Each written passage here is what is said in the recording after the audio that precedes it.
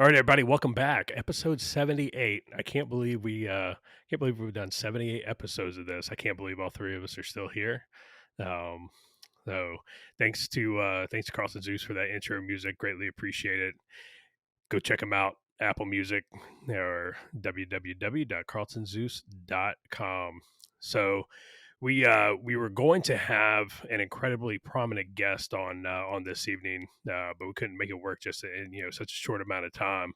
Luke failed us on that one. So what we came up with, Luke had another good idea uh, because he's the idea guy, and so got to do a little bit of different format instead of sticking to one subject and doing his segments. What we're going to do is it's just going to be a series of articles that we've pulled off the internet machine, and we're just going to throw them at each other and just kind of do some quick hot takes until we get frustrated with it or until it goes stale, and then you'll just kind of hear us drop off, and that'll be that. So I'm sipping real quick. I'm sipping on some single barrel Knob Creek 9 year tonight. It's Ah, yeah. coming in at 120 proof. Um, so got it in the Glencairn. When we'll see what that's like. I've already had some I was last going to say, weekend. you can already hear that in the intro. And by the way, this is Culper's Canteen Cup. You might want to throw the name of the show out there as well. But Well, I don't I don't need to. You just did. we're off So to a great start. yeah. So so I'm just gonna go ahead and get started. We've already been BSing a little bit, and we should have recorded the pre-show to the show, but so Roger, so today we got what we got going on with China right now. So we got the Olympics, right? We have Xi's coronation. Um, China, last week China pushed about 30 fighters through the Straits of Taiwan, kind of got a little close to Taiwan. China's currently committing genocide against the Uyghurs, and you got the Belt Road Initiative and everything. But so Representative Nancy Mace tweeted today, and she had a very important take, and I want to get your take on it. And her tweet stated, "quote We should keep all U.S. born pandas here rather than send them back to the Chinese Communist Party." Uh, so I just kind of want to get your take on that Yeah. and see what you're thinking. Hell yeah. I didn't even know that was a story. As he's reading that, I'm having to type this up, and yeah, it actually comes up. Mace, U.S. should reject panda diplomacy. Pandas born in U.S. should not return to. I didn't even know we had panda diplomacy. Right? I mean, it's like you want to say that there's certain segments, and this kind of goes. It does go hand in hand. It goes with, and Luke's been saying this before, where when you look at the Chinese influence on, our elections, throughout our government, and then it's not just about politics and the military. They take it to areas that you wouldn't even think are important, right? Hollywood's the biggest example, and we were BSing a little bit a few minutes ago and talking about how they were just really already invading the U.S. without firing a shot. And I tell you, it's, specifically on the panda thing, I don't know. I mean, maybe you do. Maybe I don't know enough about the program, but I do like the perspective, because what it does is it says, hey, it's not just a straight one-on-one political, agenda, or a military, might, type thing. It's like, because the Chinese look at it holistically.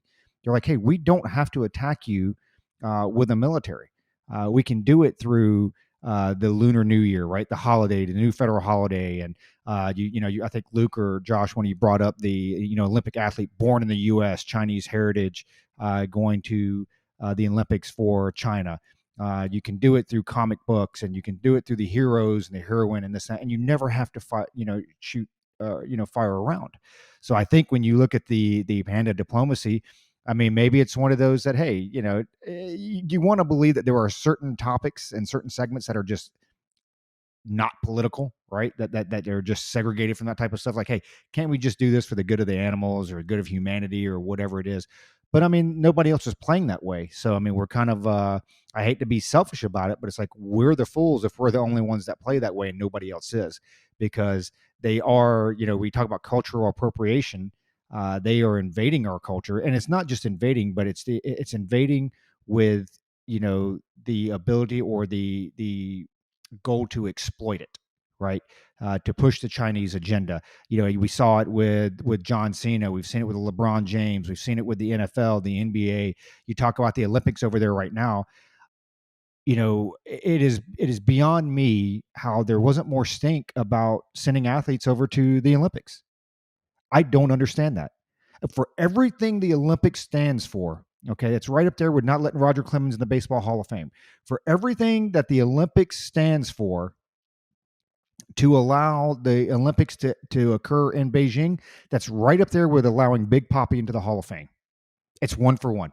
That's exactly what that is. And how the U.S., they say, our diplomats aren't going over there. And of course, the Chinese are like, well, they weren't invited, so we don't care, right? And our athletes are going. And then, again, we try to make it. I've heard some of the representatives, and especially on the left and a couple on the right, talk about, well, you know what? It's about the athletes and it's for the athletes. No, it's not. That's the problem is, again, we don't look at it holistically. We only look at it through, the political lens, the military lens, and you have to look at the broad picture. And it's like, hey, look, as an athlete, maybe I best represent my country by not going there because of what they're doing. So, you know what? You have these people that sit out there and they talk about, human rights, and especially those on the left. And again, you've got some on the right as well. But, I don't want to hear about any of that crap. I mean, yeah, I honestly thought we were going to get more stink. And this is the second time it's been there, right? They had the Summer Olympics and the Winter Olympics. So recently, dude, you hear very little, stink here about it. But like, globally,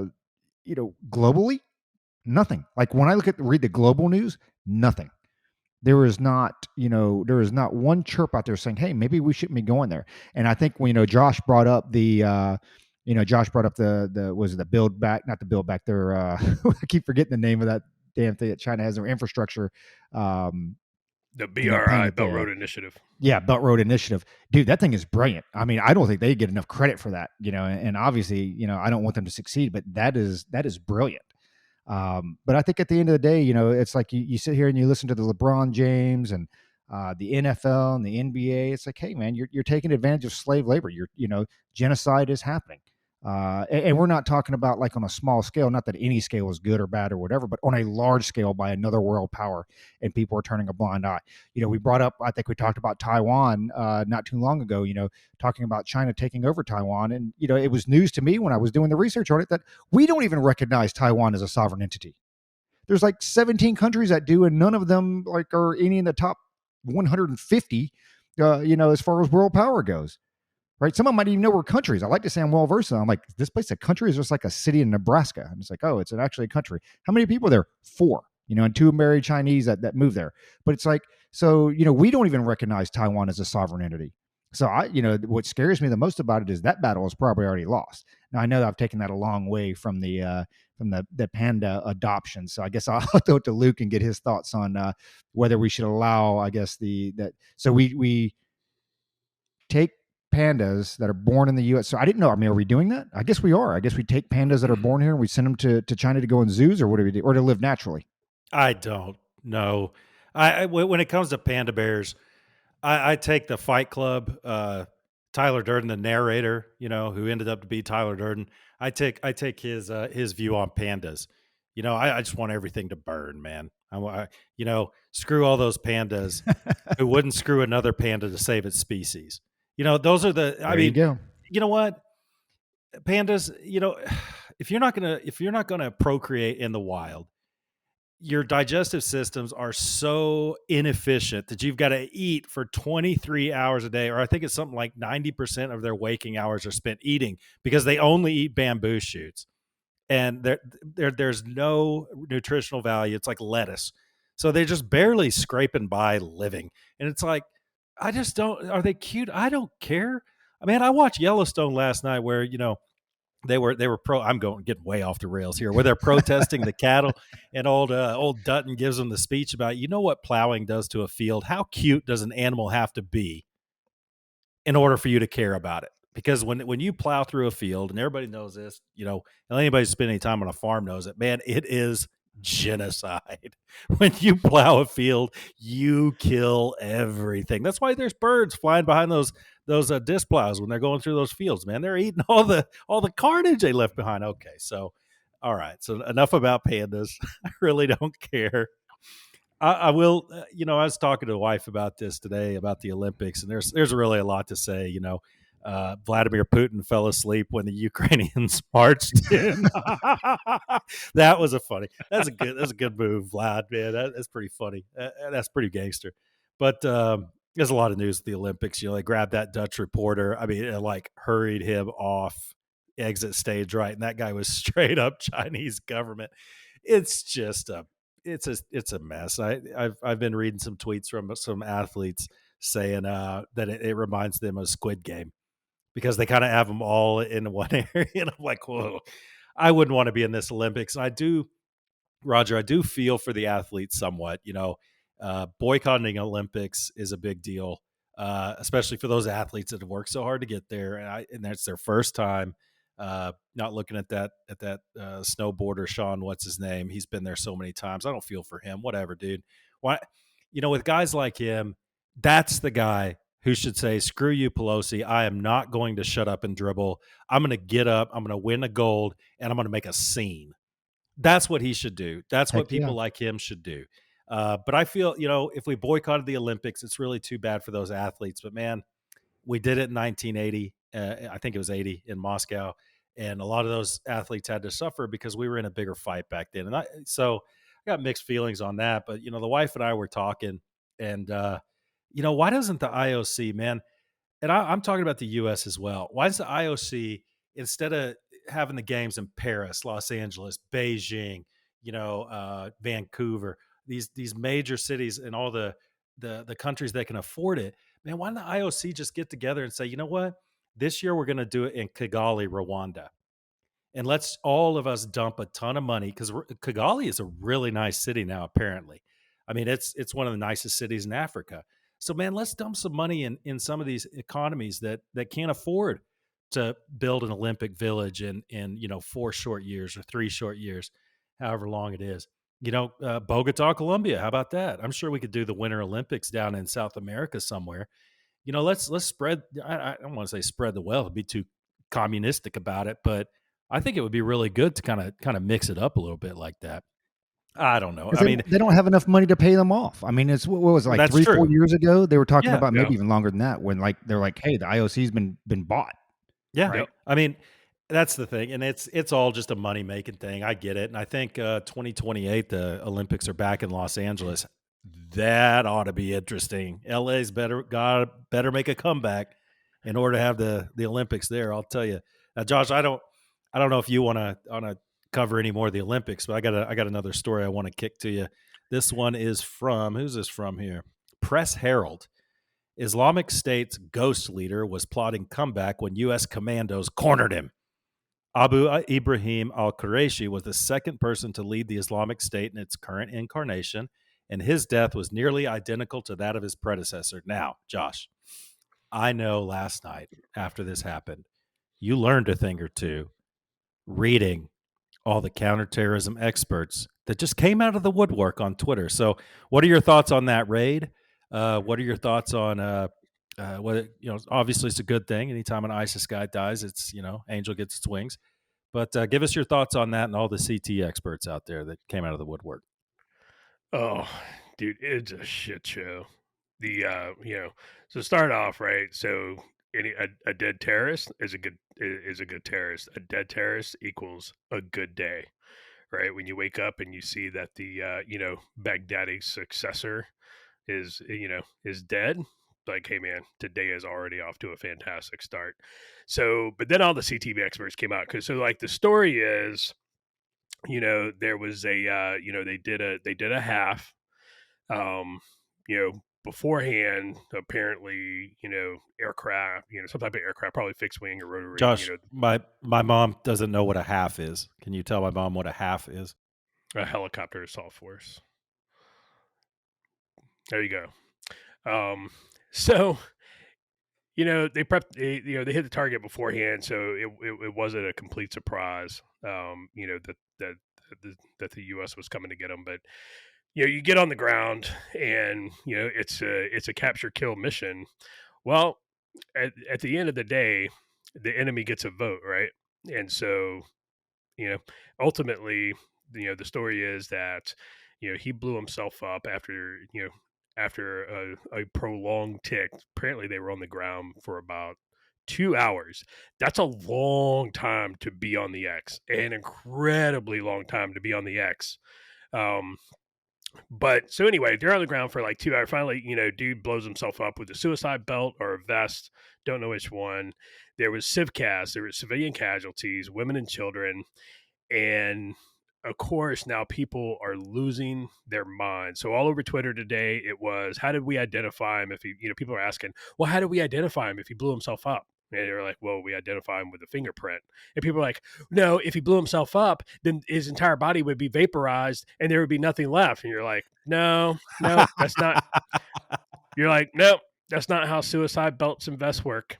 Um, and they're like, well, how did they know it was him, even if it was just a fingerprint?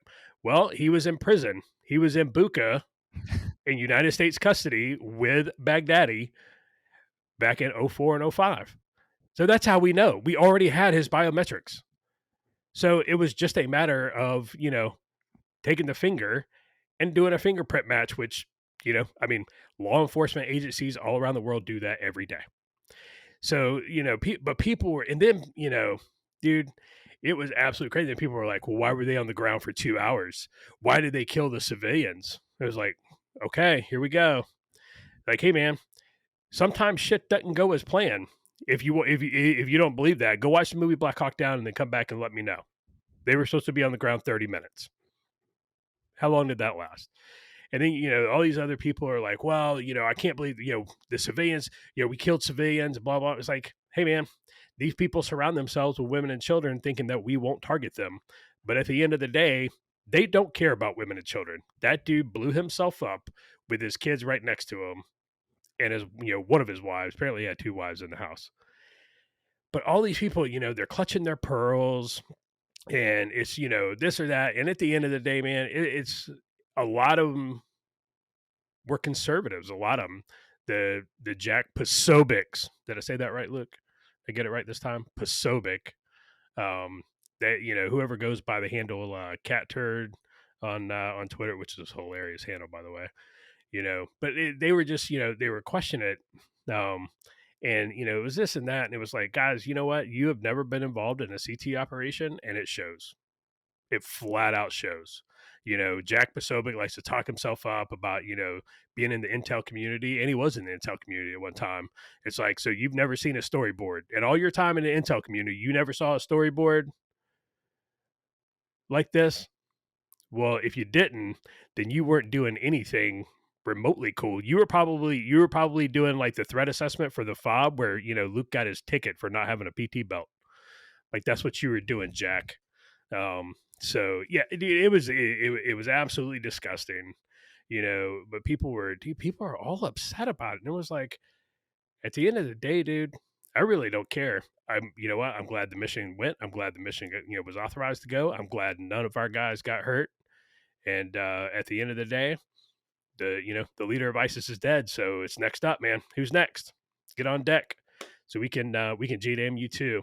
And people screaming about the civilian casualties. It was like, this is why they didn't JDM that house, because they knew there were civilians in there. That's why they did. That's why they pushed an assault force in. They didn't want to just JDM the house. And it's like, hey man, if we push if we push operators in there, at least we have the opportunity to do a call out to get this guy, at least an opportunity to take him, seriously without hurting any civilians. But at the end of the day, man, he gets the last vote, and it is what it is. And I'm not going to lose a second of sleep over it. So his kids are probably future terrorists anyway. So that's my thoughts on it. I don't know if Roger's got thoughts on it. I'll give him a second to say his piece, and then I got a news article for him.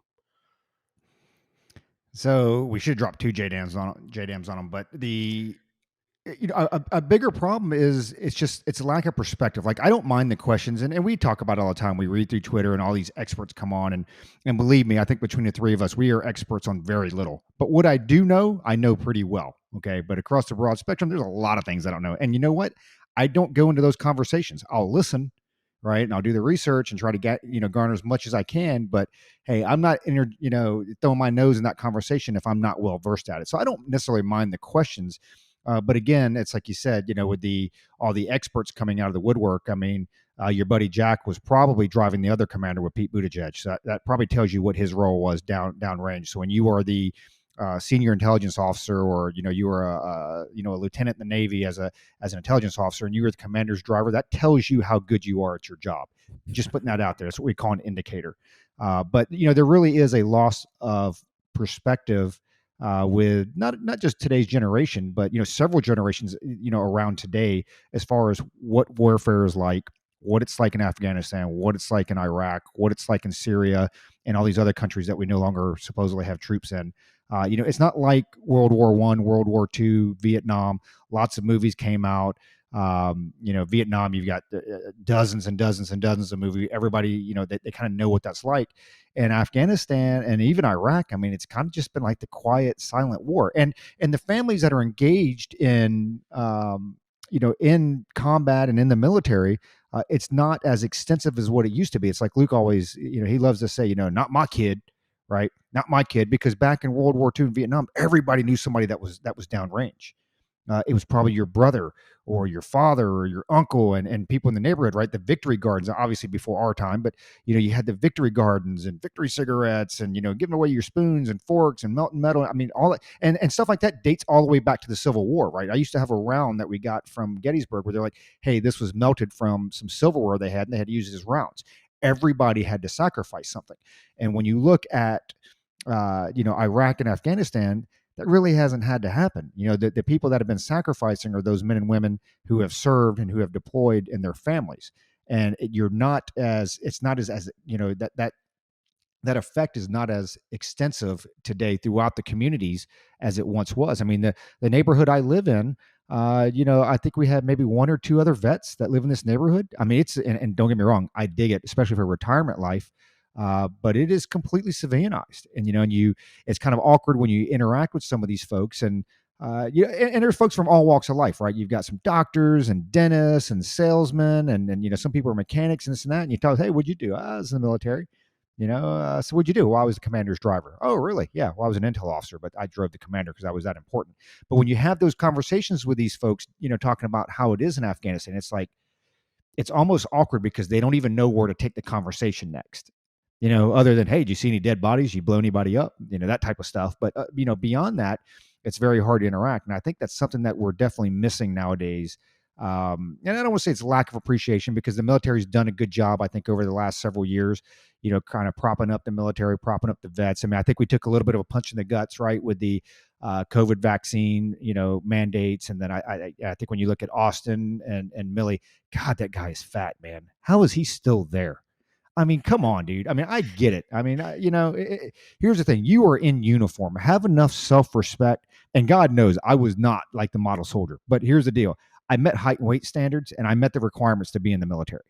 That dude is fat. And so, you have to have some self-respect. And I applaud him for all his years that he did. He served in the Army, and I'm sure he's a great dude and this and that and patriotic. But at some point, you have to have some self-respect. Like, how do I lead when I can't meet those requirements? If I can't meet those requirements, it's time for me to step aside. I know I totally went sideways in that conversation, so I'll throw it back at you. But that's what I think is happening, is you just don't have that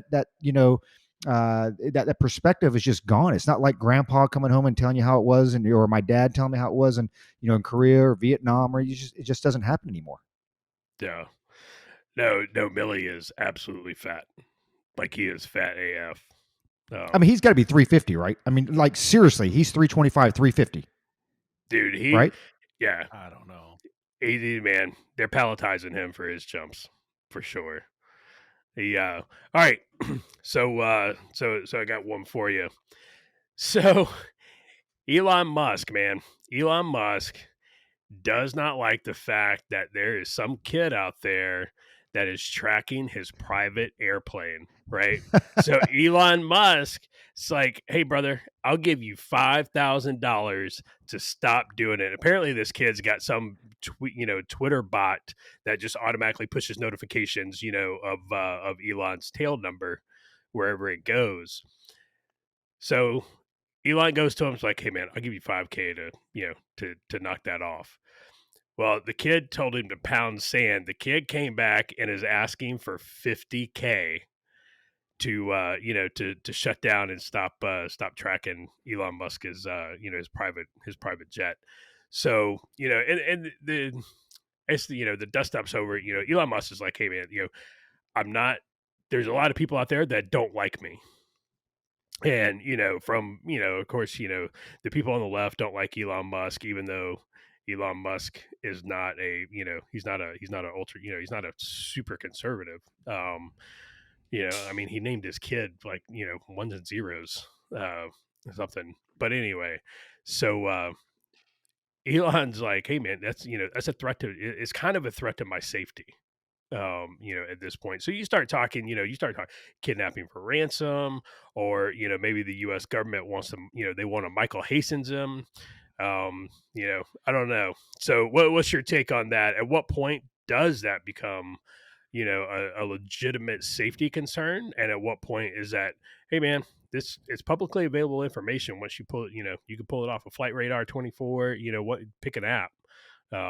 So where's the cut line on that?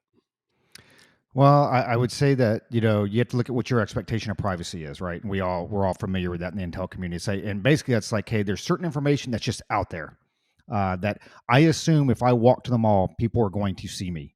So I can't be like, hey, close your eyes. It's my right that you can't see. No, I have no expectation of privacy in anything I do in that public setting. I mean, I just have to assume that's being seen, it's being watched, it's being recorded, what have you.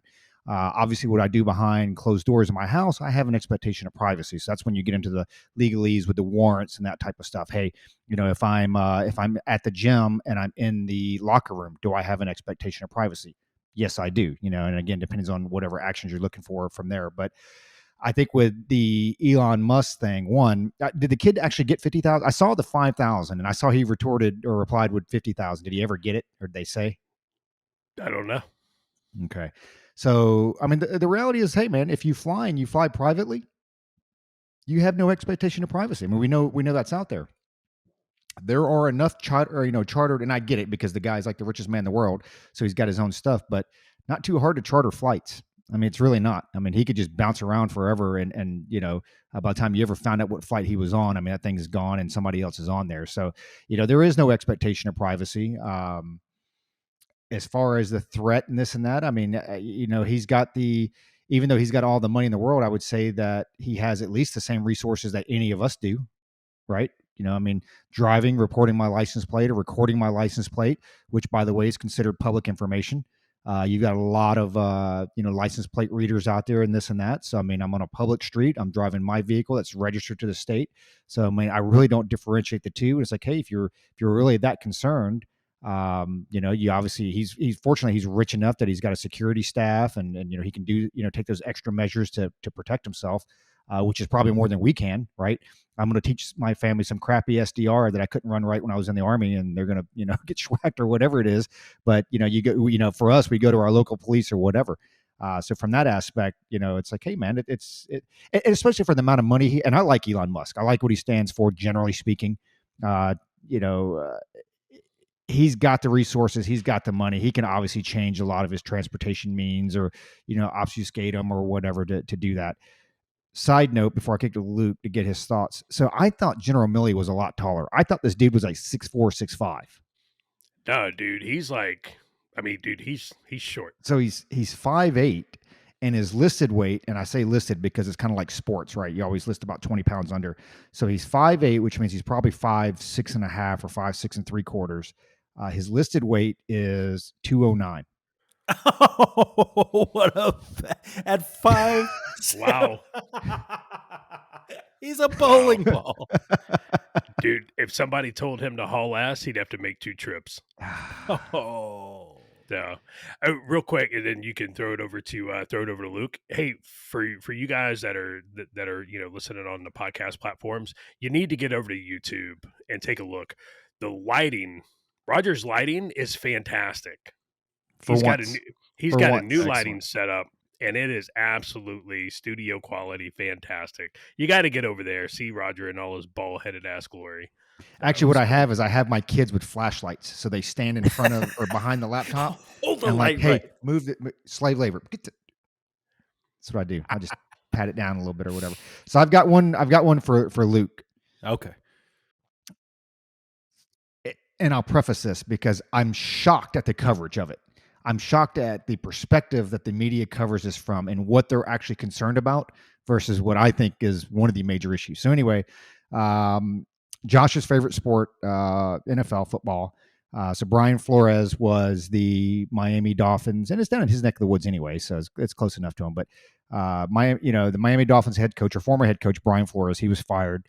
He had 2 winning seasons back to back, which I think was like the first time since literally like the Dan Marino years that they had back to back winning years, and they fired him. Right, they schwacked the dude.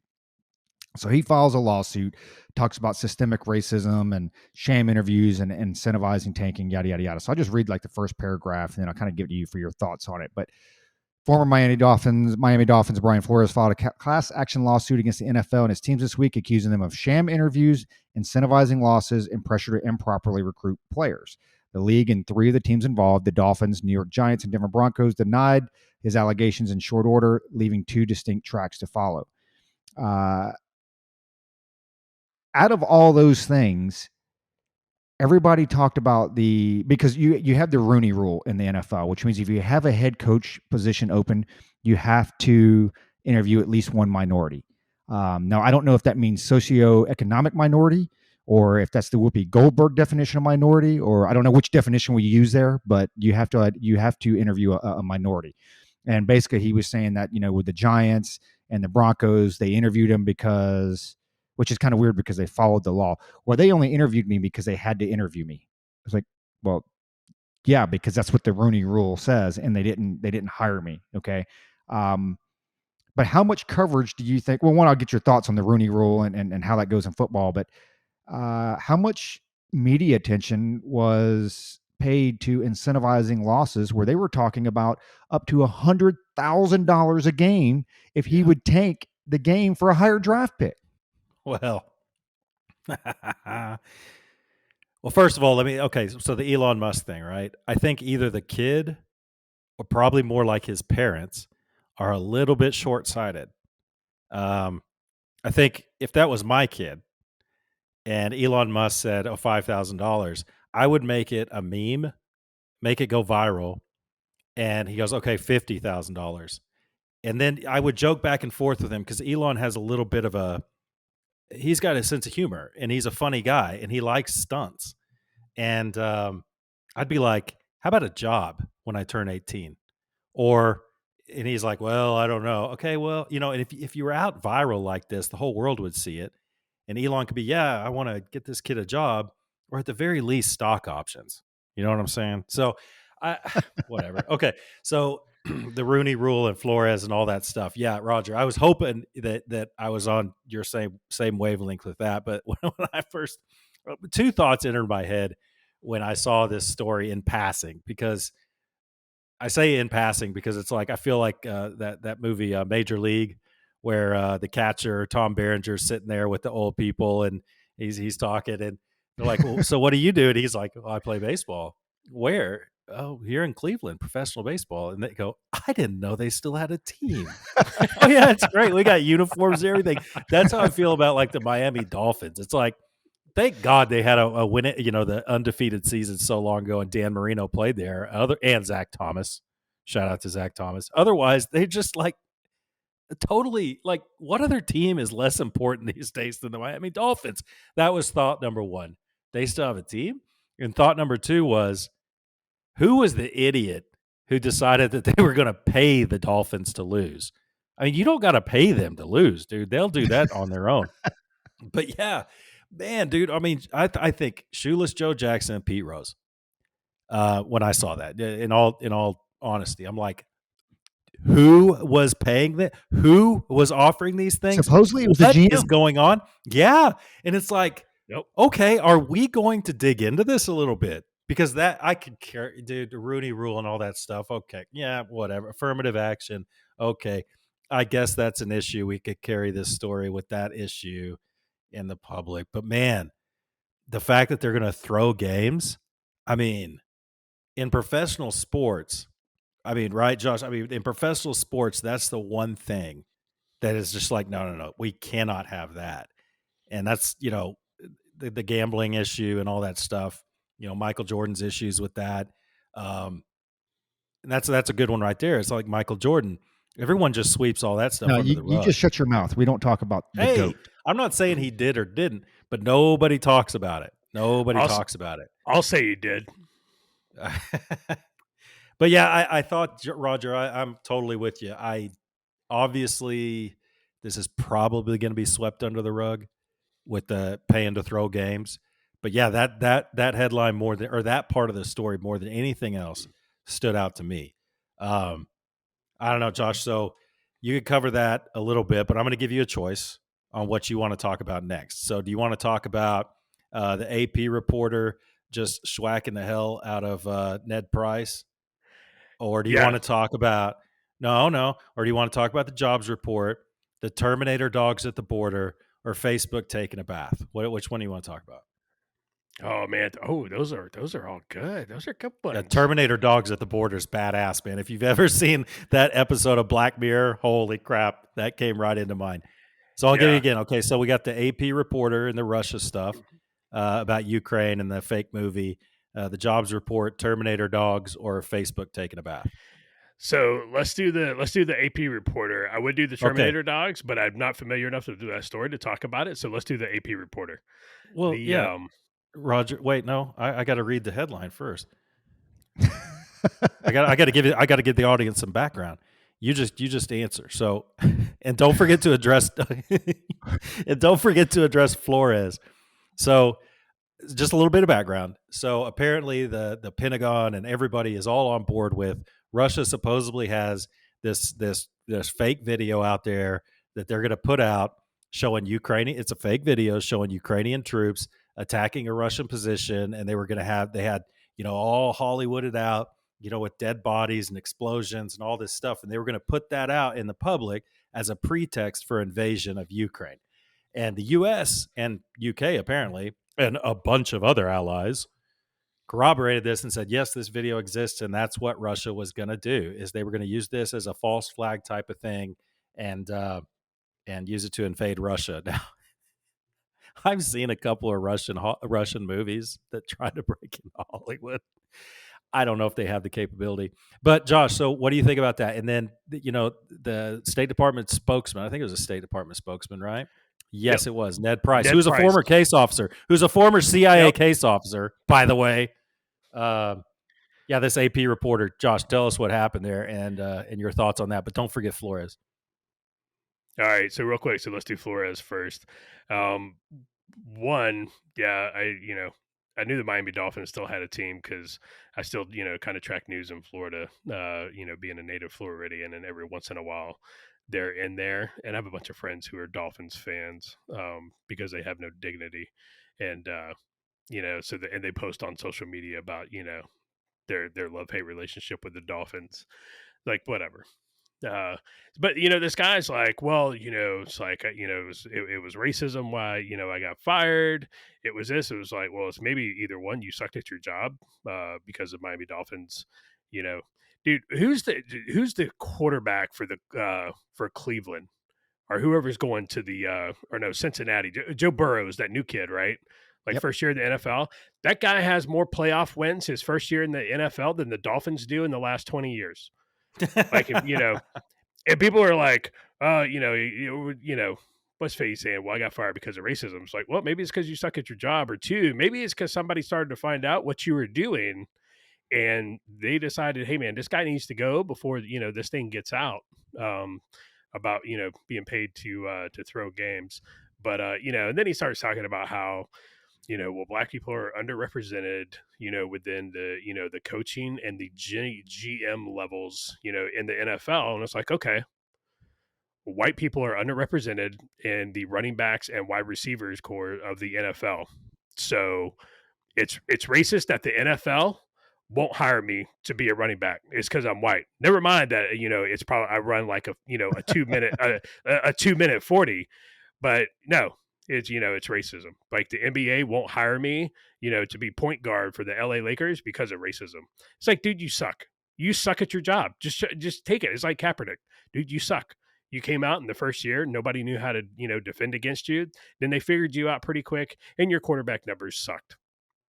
And at best, you're second string at best. So yeah, maybe anyway.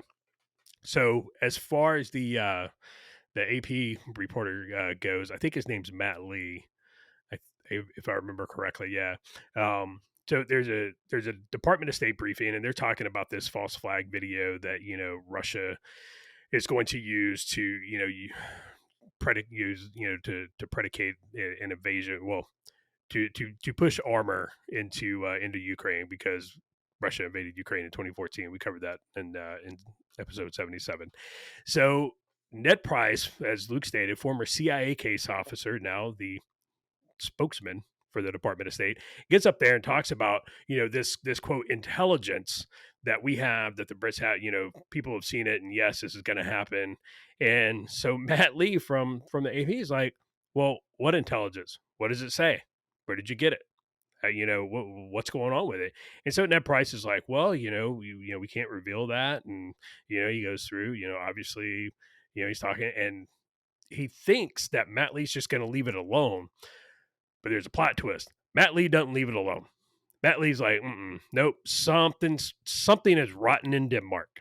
And so he keeps pressing him on it. And to be a CIA case officer, Ned Price does a shitty job at, holding his composure and actually answering questions and defending off. I would love to see that dude in a source meet with, some of the folks that we dealt with in Iraq and Afghanistan.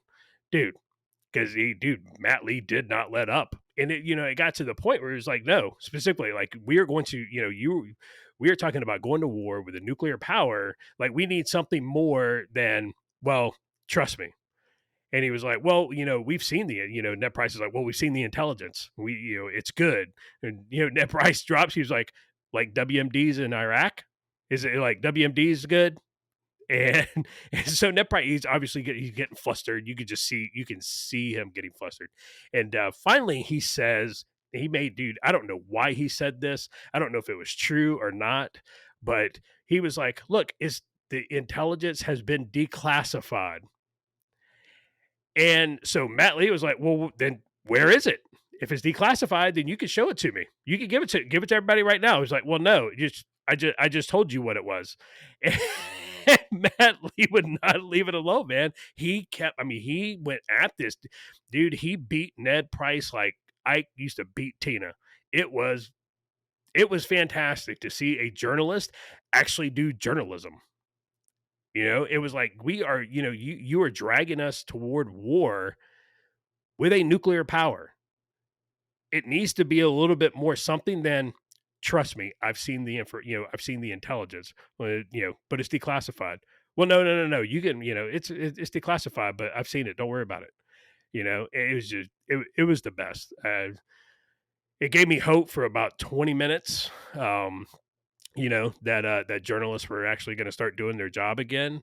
And then somebody tweeted a clip of that potato Brian Stelter stammering all over himself, and it was like, okay, never mind. The media still sucks in America. So that's my take. I don't know if Roger's seen it yet. No, if he got a chance to watch it, I texted it to him, and then he was pretty snarky with me in his response. So I don't know if he's I went all yet. Jen Psaki on your ass is what happened. I watched the video and I thought the journalist did a great job. And I don't know his background or anything like that, but he's like, hey, I've been doing this for a long time and this, and he kept pressing. And it goes back to, it's the theme of this administration. It goes back to, I can sum up this part of this administration. One of the things, Dr. Fauci saying, I represent the science. That's what that comes down to. It is this way because I say it's this way. It is true because I say it's true. And you see that even with Jen Psaki's, press briefings and just throughout his cabinet. It's like, I don't have to show any proof for anything. I'm going to throw out whatever I want to out there, and I'm going to tell you to believe it because, well, I'm telling you this. I'm the government. Just trust me. And I'm with you. To me, my fallback would have been, oh, it's classified, man. Can't go down that road. Hey, yeah, you know the deal. We got to protect our sources. It's classified. That's like the fallback for any briefing like that. That is the fallback. It's like, and then you go back and say, hey, man, is this classified? What can we release? How do we know this? Da da da. Right? You regroup and you kick something out there later to clean it up, especially on a Friday. But to sit there and be like, it's D-class, and then immediately he jumps and he's like, D-class. So where can I find it? Well, I just told you. Well, no, but where can I find it? Well, because I'll send you the transcript of this briefing, and you can. It's like, no, dude. You say you've got pictures. I want to see pictures, right? You've got whatever out there. It's like I want to see the evidence, and that's all he was asking. He had a million ways out, but it just goes back to it's the overall narcissism and the ego of this administration that I know what's best. You don't need to know. I'm telling you the way it is, and you just need to believe it, the way I tell you. That's it. And that shows you the difference when you look at, and I'm going to touch on some of Luke's topics here, and then I'll kick it over to him before I steal his stuff. But it goes back to the overall theme that it doesn't matter what you think is happening in reality, what you're experiencing day to day. I'm going to tell you what it is. And, you had the jobs report number. Okay, look, let's lay it out here factually. Has there been, do we have record level, job increases, additions to the labor market, whatever? Yes, year over year, we absolutely do. But at the same time, I think you have to say, well, where did all these numbers come from? Because the labor participation rate is still at like 66%, 63%, give or take. So it's not like we had 100 million more Americans that we just all of a sudden employed, right? Where are these numbers coming from? Well, the numbers are coming from all the people that could not work, did not work, quit, resigned. We've been talking about on the show forever over the last year, 2 years due to COVID. They are coming back to the workforce. But you know what? In all fairness, hey, you want to take credit for that statistically? That's what's gonna happen, right? But what people are worried about, they're not worried about that 460,000 number. And then they came back and said, hey, by the way, December and November's numbers were revised up or whatever. They're not worried about the 435. What they're worried about is I went to the gas station and paid $4.99 a gallon for gas. Right. So they try to, present this macro view that, hey, man, everything's rocking and rolling. We're doing great. We're trucking. And there's this, Luke likes to use that cognitive dissonance. It's like, hey, you're telling me everything's great. I just paid $5 for a gallon of gas, and I now have no more money left over until payday again because I live paycheck to paycheck because I can't afford anything else. They it actually, it goes in hand with, and I'll throw this to Luke with along with what Josh was touching. They had the Jared Bernstein interview today on Martha McCallum, and that was a fantastic interview. And they went down a whole bunch of things, and he brought that up, and she's like, okay, well, he's like, well, wages are up at an all-time high. It was up 6.5%. And she's like, well, that's great because inflation's at 7%. So you basically took a 0.5 and, well, no, we're doing a lot of things and this and that. The one thing they wouldn't touch, and he's the chief economic advisor, the one thing they wouldn't touch was energy prices. And so she asked, hey, what are you specifically doing to bring down gas prices? Because that's what people see every day. And I tell you, if he had actually had a good policy for that, he'd probably see a pretty good bump in the poll numbers, right? Gas prices start to come down. People are like, okay, I'm not paying, $4.99 anymore. I'm paying $3.50 because I think it's up $1 year over year. He never gave an answer, and she continued to press. She's like, specifically, I need to know. He's like, well, I just told you. It was the same thing all over again. I just told you what we're going to do. We're going to take every action we can to put bread back on the shelves and make sure the shipment. I was like, no. That has nothing to do with the fuel prices. And his answer at the end of the day, and I want to throw this to Luke and get his opinion on this, and it goes back to what Psaki said probably, 6-8 weeks ago, that you can afford to pay more. And that was his answer. And not in so many words, but his answer was, we're not taking any specific actions because the fuel prices are global. But then right around, you turn around and say, well, we released 50 million barrels, whatever. So you're telling me it's global, but you have an impact, but you don't have an impact. But his overarching answer was, our focus is to make sure that your wages are high enough to basically pay for it. So it goes back to Jen Psaki's answer, right? Well, you can afford to pay more. Is that the right outlook, you think, Luke? Or I mean, do people buy? I mean, people on the left, right? Do you think that they buy off on that, or is it a flaming turd? I don't know. It depends on who you ask on the left. If you're asking the dual income, no kids or dual income kids are away living in Falls Church, Virginia, well, that's a great answer. Makes sense to me. And I'm saying dual income, no kids, a couple of GS14s, like I said, I think that they're out of touch. Biden's speech, Roger, did you watch Biden's speech? I did, and you know what? It reminds me of Josh when he's been drinking, because it's like literally, and I'm being serious. I sat here and I actually had to cut some of it off, and I'll Yeah. make this quick. But when you look at the guy's old, okay, and I'm not blaming him, dude. I'm not faulting any. I've obviously got older family members, and had a grandfather and grandmother, and I get it, and I get that way. We're all going to get that way. I'm not blaming him. I'm not picking on him for it, but by God, it is tough to hear him, because I'm like, dude, you sound like Josh doing a drunk Culper's Canteen Cup episode. Like, I can't understand the words that are coming out of your mouth. But yeah, I did hear like half of it. Yeah, I mean, other than his demeanor, more the substance. Which, by the way, the demeanor, I think it was when he went up to New York and he was talking about the crime stuff, or it might have been before that. Which he is appearing more. He is getting out there, just like he said he did. But man, the other day when Jill had to help him off the stage, holy crap! Oh, that woman, she's partially responsible, and I think she's the devil. But I don't. But back to your thing, Roger, and back to Biden's speech. You made some good points there, and that was my takeaway from at least a portion of his speech, where he actually addressed, and we were messaging back and forth. He actually addressed inflation, gas prices, uh, those things in particular. Was something else, but he addressed the negative, and then he went on to say, and we're going to be looking into that. We're going to be looking into that, but we're also going to be looking at the underlying causes behind these things, like free childcare and universal health care. And that, my economic advisors tell me that those major pieces of legislation will undercut the underlying causes of the inflation that we're experiencing right now. And I'm like, God, dude, it is and what you described also, Roger, that and what you described is the literal definition of gaslighting.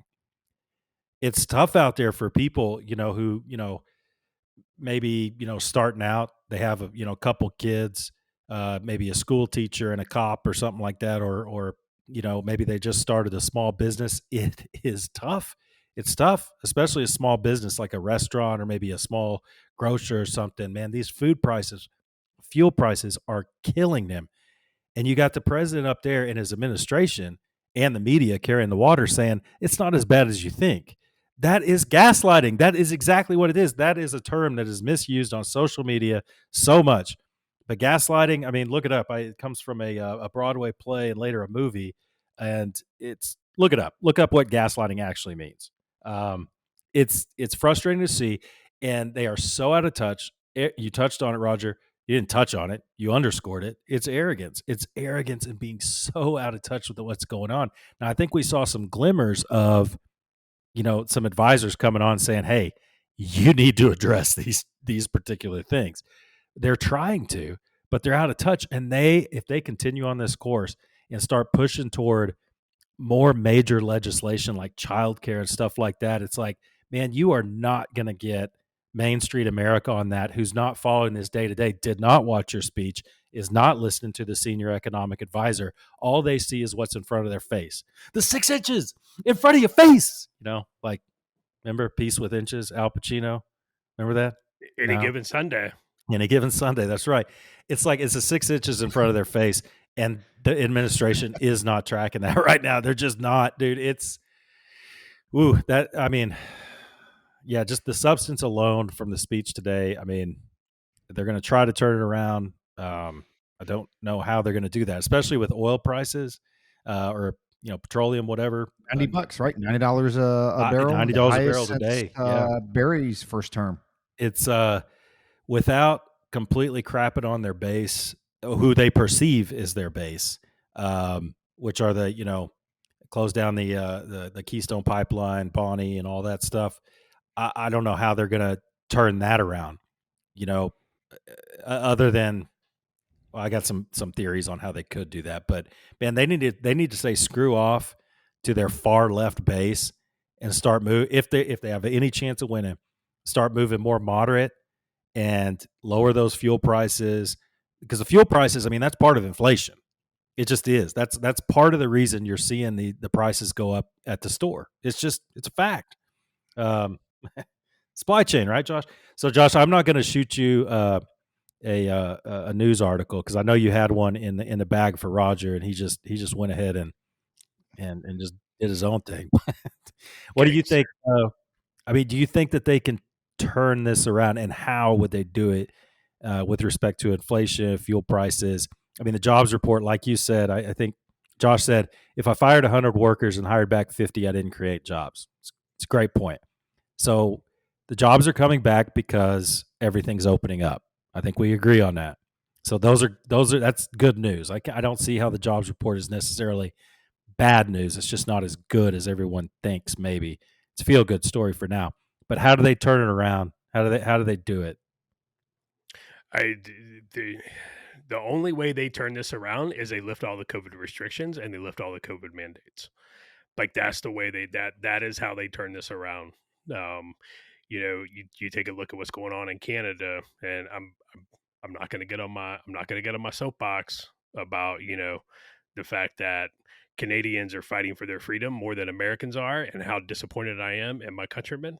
But you take a look what's happened, dude. All that stuff, the empty shelves that we had in the stores before, it's getting worse by the day because a lot of the stuff that we bring in from Canada, and I can't speak to exactly what we import from Canada off the top of my head, but you know, talking to a friend up in Montana, dude, they're hurting.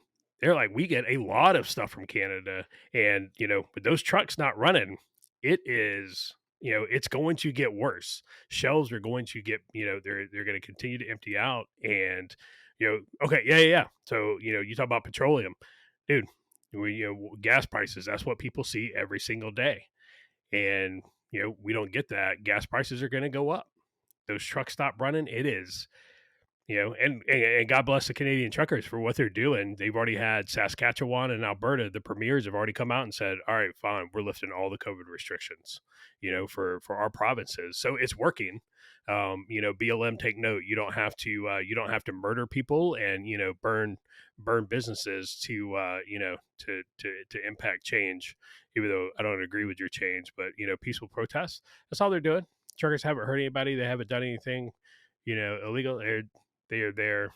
Um, and, but you take a look at the only other way they can turn this around, man, is to lift the COVID restrictions. They're going to really try with the Supreme Court nomination, to turn that around, with that. But ABC did a poll, and the poll came back that it was like 74%. Like it was significant. With like, we don't agree with you nominating somebody based solely upon their gender and the color of their skin. And that was an ABC poll. That wasn't, ABC is not a conservative outlet by any means. And even ABC was like, well, we'll have to go back and look at our polling data to make sure that it's accurate and blah blah. After their poll did not go the way they wanted it to. So the real question is, how do you turn it around before the midterms? And I don't think you can at this point unless you lift every single COVID restriction, that's out there.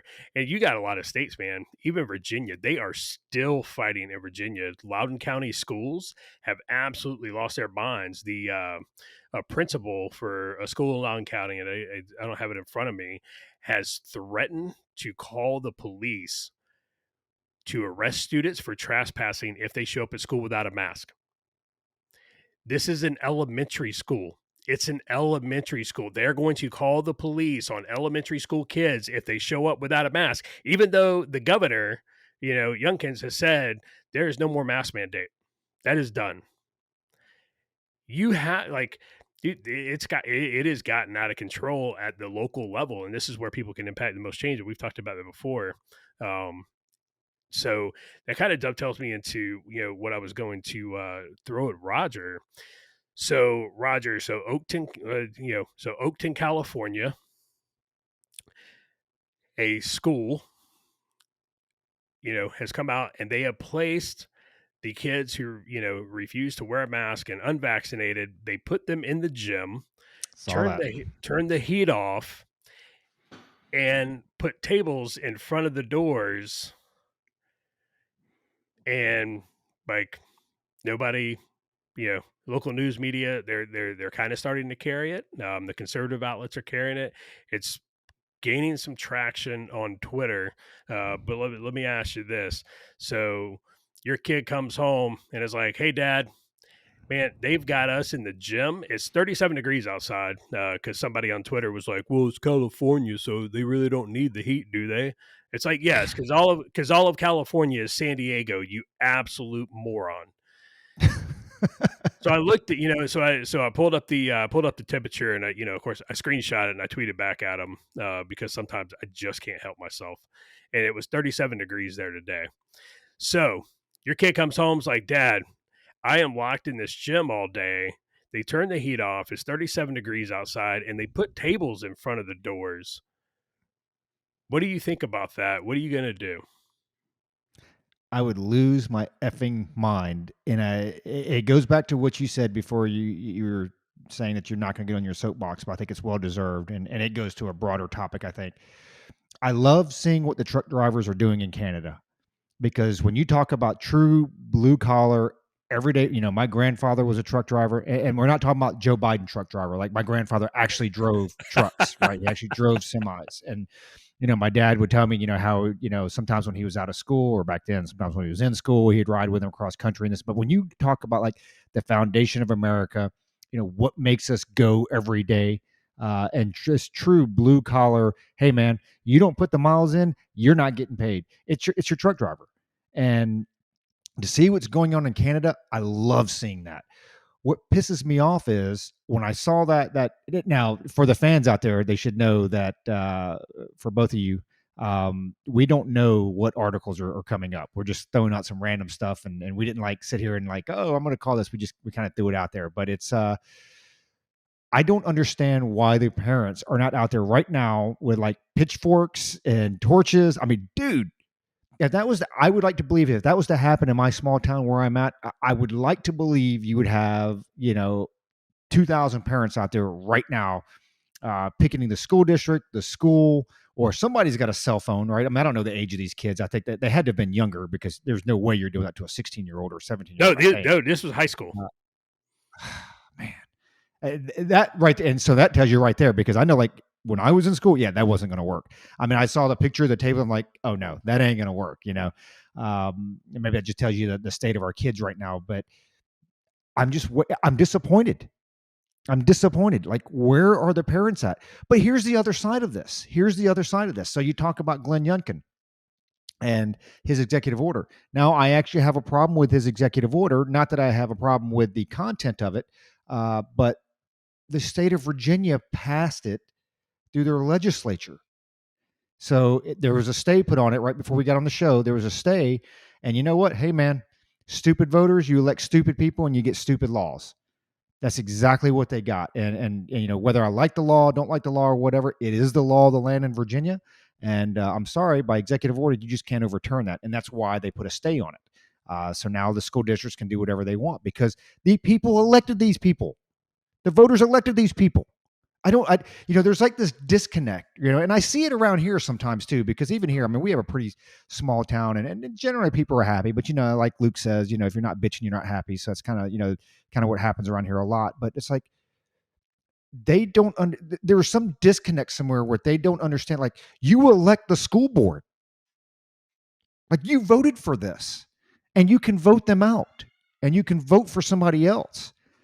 And I'm waiting for that to happen in California, and I'm waiting for that to happen across across the entire country, because I think that's what needs to happen, right? People need to get pissed off, and this kind of takes me, when Luke talks about, as we go into this, we get into the election season, which, man, I can't wait, because it's going to be lit. We get into this election season, how we're going to try to do our best to educate folks and this stuff, because I'm not advocating for you to vote one way or another. I just want you to make an educated decision and go vote. But what I do want folks to do is, the key word, the operative word there being educate, right? Educate yourself and educate the folks around you.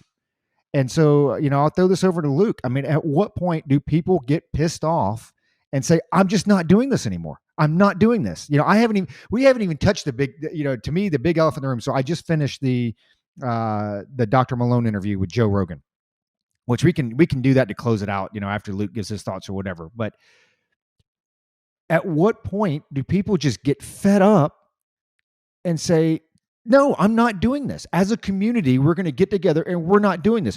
As a community, we're going to get up here and, oh, by the way, school board, your asses are out. You're being recalled. As a community, we are going to determine, as parents, as a community, what's taught in our schools. I say that, but then you've got places like Virginia where, hey, man, legislature passed this stuff. You voted that stuff in. So I don't know. Maybe it's just a fairy tale. Maybe that doesn't happen because 81 million people. That's all I got to say. 81 million of you voted for this. So I don't know, Luke. I mean, when you get to the Texas, you get to the Arizona, you get to your Iowas, and you get to your other states, like when do people start pushing back on this stuff and saying, hey, that's it, man, I'm just not doing it? I mean, it's hard to say, right? The truckers in Canada are doing it.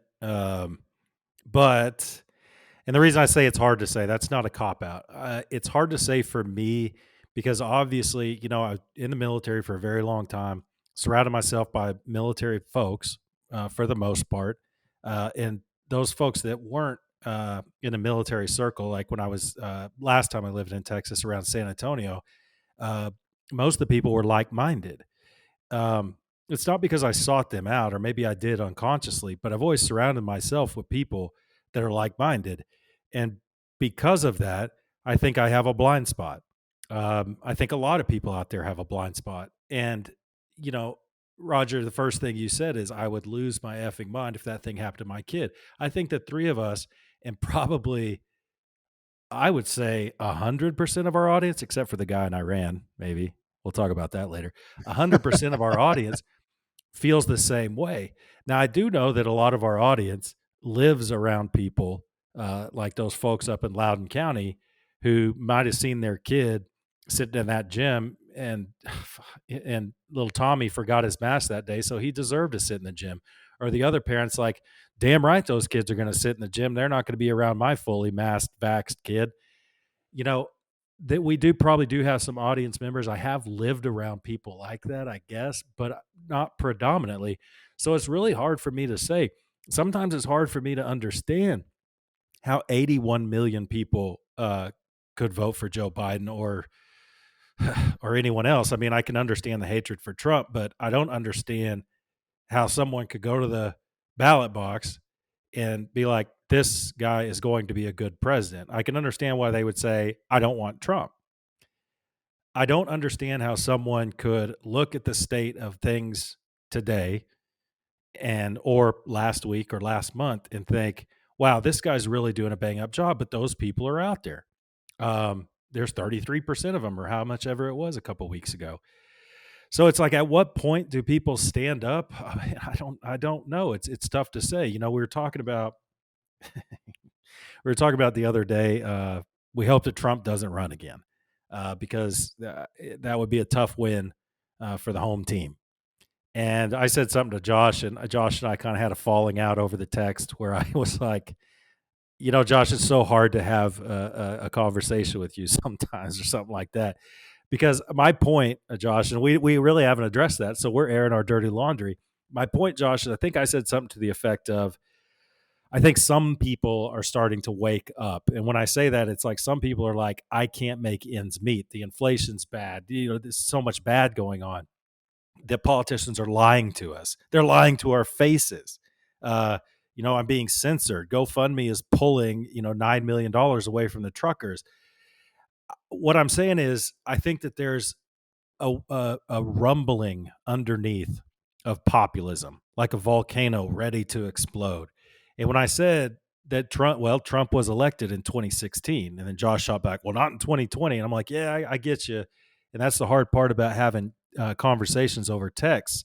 It's like a volcano that's ready to blow, and it bubbled up. It's ready to blow. It bubbled up in 2016 and started spilling over, right? And that was just enough to relieve the pressure of that wave of populism. The population got what they wanted. Then 2020 happened, and here we are again. Now, I'm not saying that Trump should run, but I'm saying that when people are going to wake up, I don't know. I think it's more of a overall holistic populism that's starting to bubble up, and I hope it doesn't blow its top off. I hope it bubbles over again. Josh is hoping it'll blow its top, and he can get into what he hopes happens. I don't know. It might sound like I'm rambling because the rest of the audience, unfortunately, can't sit in on our text messages. But I want to think I'm an eternal optimist compared to Josh. And, we balance each other out pretty well there. I try to remain optimistic. It's hard. It's very difficult when these kids are forced into a gym. When the vice principal of that school in that elementary school in Loudoun County is like, your kids will be trespassing if they don't wear a mask, and if they can't come to school, they'll be truant, and then you'll be in trouble. That was a threat to the parents, not the kids, by the way. Saying that the kids are trespassing means they can't come on campus. And if they can't come on campus, that means they're truant, which that makes it the parent's responsibility. So it's not an elementary school kid that's going to get in trouble. It's the parent who has the truant kid. And they're going to have to explain that to the police. So, wow. Yeah, I don't know about those people. I'm not familiar with them, but I do know that there's more of us. And when I say us, I'm saying there's more normal, level-headed people, not smart, than there are liberal elites. And that's just a fact. And yeah, I don't know, Josh. You had a really great comment. I'm going to throw it back to you for a little bit more trucker talk. Maybe you can talk about the GoFundMe stuff. But I think it's really great, your comment. You said the left does not want the workers of the world to unite. And I think that's really good, man, because you can see where the left, elite, communists, you can see where they really hold the workers with respect to their regard. They hate them. They hate us. Oh, they absolutely loathe them, and that was one of the first things, right? So, you start seeing the trucker, and you heard rumblings about it, and we give the Canadians so much grief. They're like, they're just lost Frenchmen, and they're this and they're that, and the Canadians, they definitely deserve some of that ribbing. But when I first heard about the truckers, it was like, okay, it's going to be a couple hundred trucks, and they're going to get there, and it's going to fizz out pretty quick. And I completely underestimated the Canadian truckers. There are thousands and thousands of trucks that descended upon Ottawa that are parked in downtown Ottawa right now. They're building soup kitchens to feed anybody. To feed the fellow truckers, to feed the people who are there volunteering or organizing, homeless people, just anybody. And they're doing interviews. They're like, hey, anybody that needs a warm meal, come on down here and get a free warm meal. They're actually building structures. Not that garbage they built in the Chaz. And people are like, oh, it's this is the Chaz. This is just the Chaz. Blah blah. No, no, no, no. This is people actually know how to do things. Chaz. You shut your mouth. You shut your and then, mouth. I was there in the Chaz. I saw that Victory Garden. It was beautiful.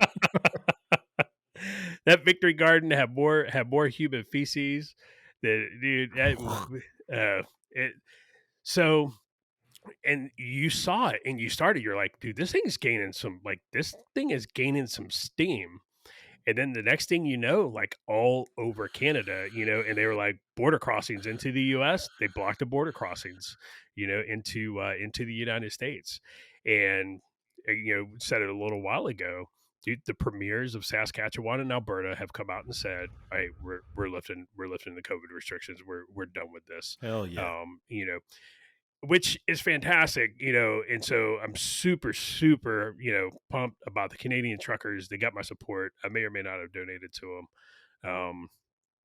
And, you know, but the thing that also killed me at the same time was, why are Canadians doing more for their individual freedom than Americans? Like, why? Why is that? Like, we are supposed to be the leader of the free world. We are supposed to be that, that lighthouse that guides everybody to freedom. We are supposed to, like, Statue of Liberty has a torch. Why? So the beacon of freedom. And why are we not doing that? And that, man, dude, that has weighed on my mind. That has weighed on my mind a lot. And I've never been embarrassed to be an American. I never will be. But God, I'm disappointed in a bunch of Americans. A lot more than 81 million, because the people who are quiet, you're complicit too. So you know it, so the truckers, man, and they're not going anywhere. And what did Justin Trudeau do? Right as they were getting ready, they once they hit the city limits, that dude bounced. That guy left instead of staying there like a man, like a leader, and saying, "All right, you're here to air your grievances. Let's sit down and talk. We'll have that discussion." The dude bounced, and then he tweets out that they're all racist and transphobes and this, that, and the other. And you're like, hold up. So here we have thousands of blue collar workers like Roger, that are standing up to oppressive government. Isn't the left's whole premise, Karl Marx? Isn't the left's whole premise, workers of the world unite? Workers of the world get together, form unions, band together, support each other, stand up to the man. Well, here was a perfect opportunity for the left to say, this is who we are, this is who we're supporting. And who wound up supporting all those blue collar workers? Everybody on the right, all the conservatives. So, Biden said in a press conference here, it's been a couple weeks, I don't know what in his 2-hour presser, he was like, I don't know what Republicans stand for. What do they stand for today? Well, take a look at the Canadian truckers. That's what they stand for. What does the left stand for? And it's power. They don't care about the workers. It's like Luke said, it's straight power. They are drunk with power, and we have given it to them for the last 2 years without question. We have given it to them, and we didn't even question it. And people still today, even with information coming out that, that Johns Hopkins study that came out was like, yeah, the lockdowns, yeah, man, they did a whole lot more worse than, bad than they did good, which we pointed that out in, like episode 3. We are like, this is not going to work. Like, this is going to, the cure is worse than the disease. The CDC's like, yeah, maybe natural immunity is a thing, and maybe a natural immunity should be counted. And you're like, yeah, man, I passed 6th grade science too. So everything that we were told, was the gospel 2 years ago is coming out, and it's like, no, maybe not. And so the whole like GoFundMe thing, you mentioned it briefly, dude. So the GoFundMe, don't anybody out there, don't ever use GoFundMe again. If you got it on your phone, delete it off your phone. Don't ever use GoFundMe. So the truckers raised $10 million in donations. Well, GoFundMe, and this just came out on Twitter. I just saw it like 10 minutes ago. GoFundMe has decided that the truckers, that is now a violent protest, and they don't support violent protest. And here's the direct quote: "We now have evidence from law enforcement that the previous peaceful demonstration has become an occupation with police reports of violence." Okay, I haven't seen. I mean, I've seen some people, some people walking around with a brand new Confederate flag. Which the Canadians are like, are they big on Confederate flags up there? Like, I mean, it wasn't a thing in Canada, so I don't know. But the flag was brand new, and Justin Trudeau's personal photographer happened to be standing right there as that person walked by with the flag, and he was taking pictures and following that dude around. So I don't know. Maybe it's staged, maybe it's not. I don't know. But here's what GoFundMe has done. GoFundMe refunded $1 million. They they they pushed $1 million to the truckers. Said, "There's your money."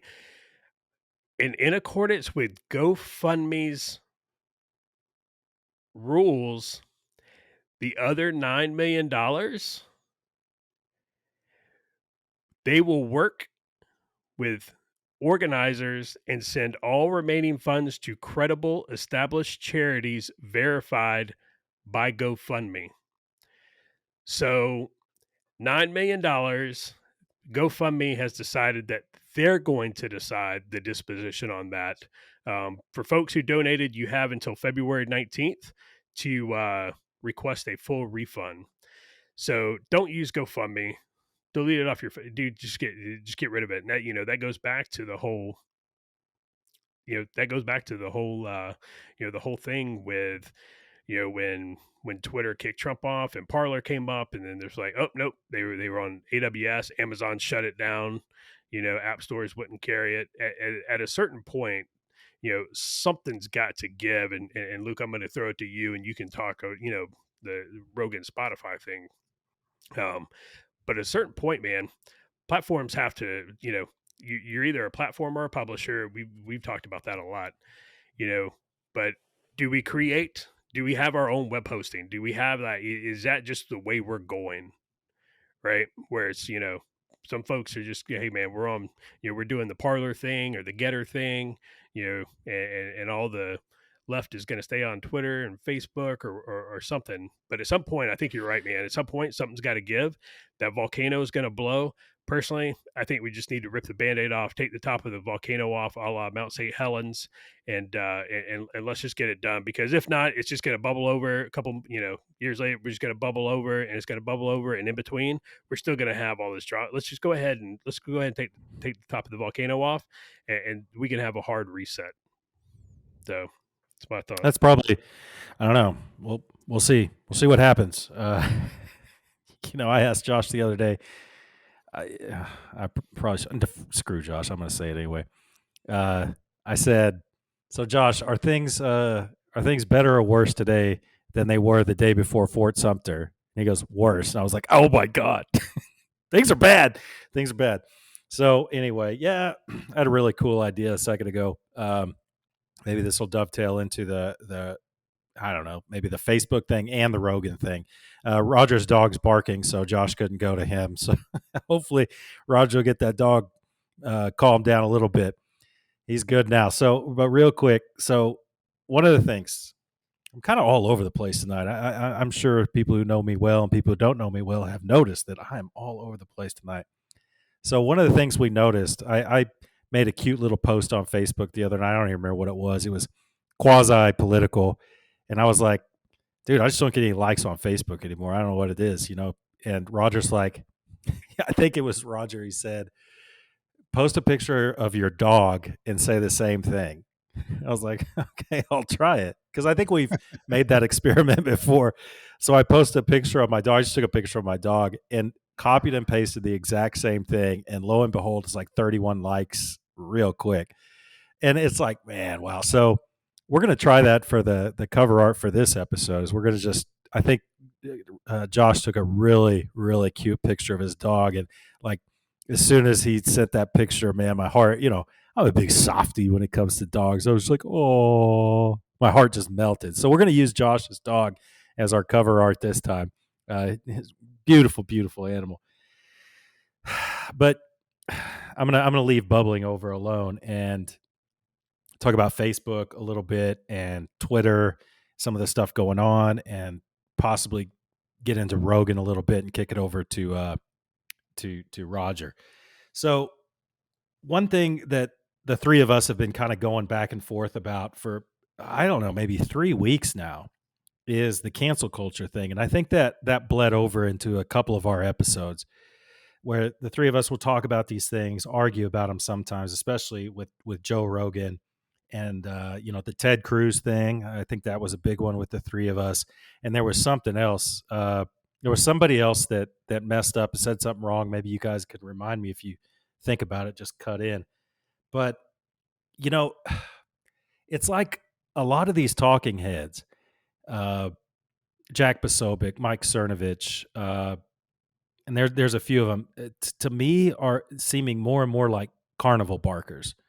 Uh, the three of us love that term right now. It's just like step right up. Hey, hey, hey! Look at the next story. Look who messed up this week. Look who said the wrong thing. What are we going to think about them? He shouldn't have apologized. He shouldn't have said this. He shouldn't have said that. And it's like they're stirring up crap. And it's not like they want to get to the truth or anything. It's just like they're stirring it up. And an idea occurred to me. There's a doctrine within Islam that there are two enemies within Islam. There's the near enemy and the far enemy. The near enemy is someone who claims that they're a Muslim, who claims to follow the Quran, but does not. They're an apostate. And then there's the far enemy, like the great Satan, America, people who are trying to attack Islam from the outside. According to Islam, the one you got to kill first is the near enemy. You got to kill the apostate. You got to go after that's your number one enemy. The far enemy, you can deal with the far enemy later. But for now, you got to crucify your own, man. And it's just like I've kind of been seeing that from conservative circles, especially some of these carnival barkers lately.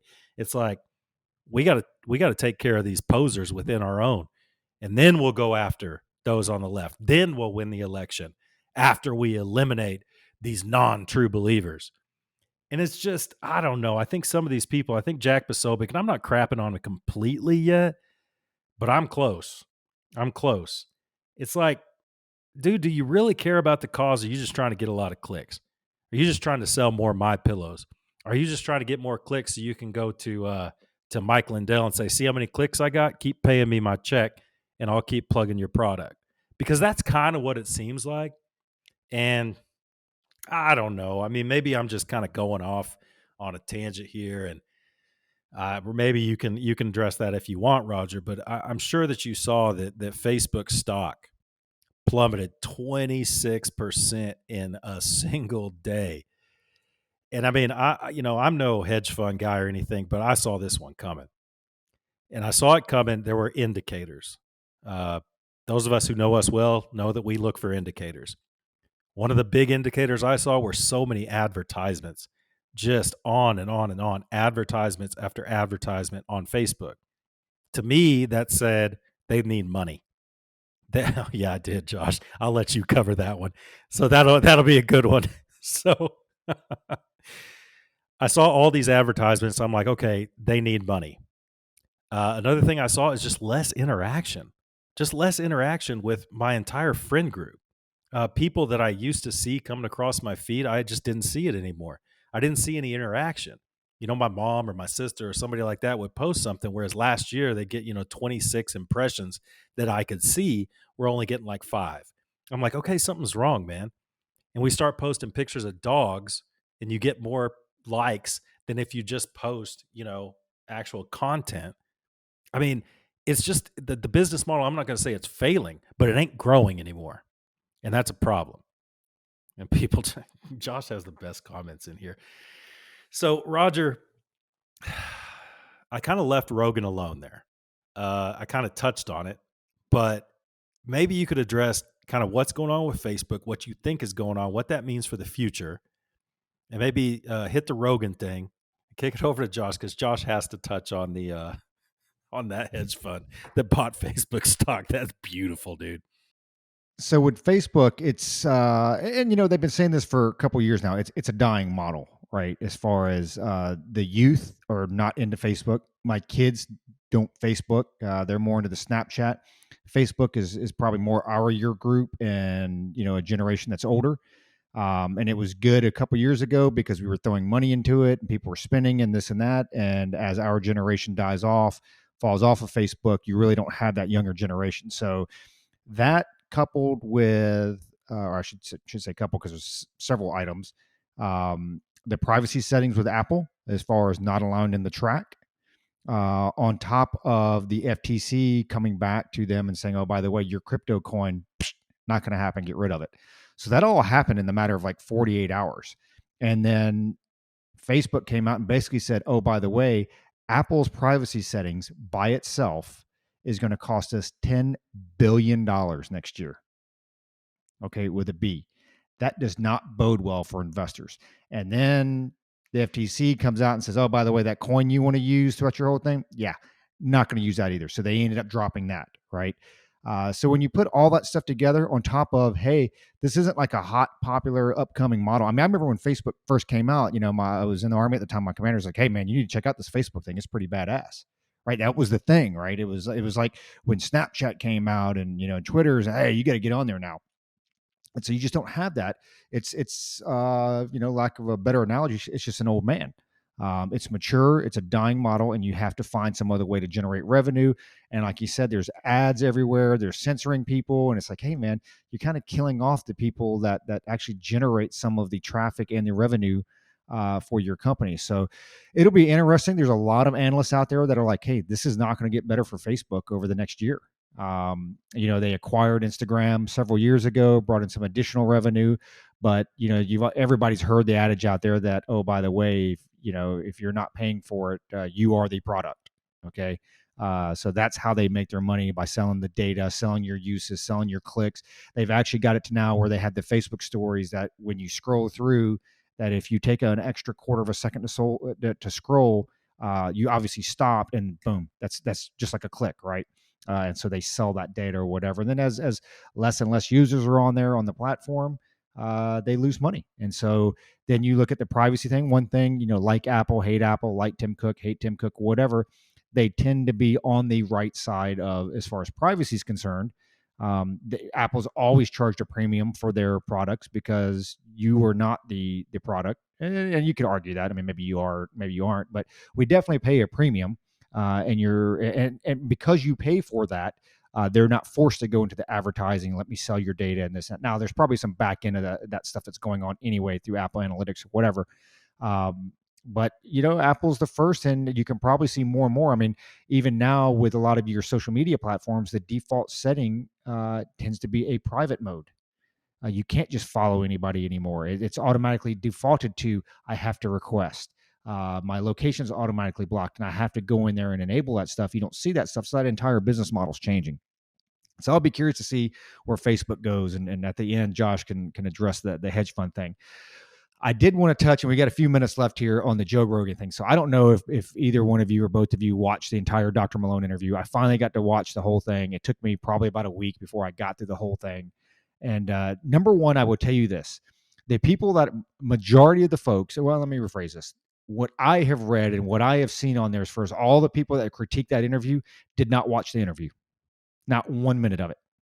And the folks who supposedly watched the interview and came out, because then I did some Googling. Hey, what was wrong with the Dr. Malone interview?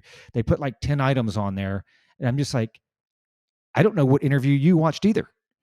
Because I was very, very objective about this stuff. All right. Going into, I'm like, hey, I want to see what's controversial. And I was even texting these guys when I got to like 1/3, 2/3 of it. I'm like, hey, maybe he just drops a bomb at the end. And you can go up and look Dr. Malone up and this and that. And, I'm not going to speak to his credentials. I haven't looked at his background. I will take everybody's word for it for what he's done and what he said he's done with the 9 mRNA patents that basically started this thing back in the 80s.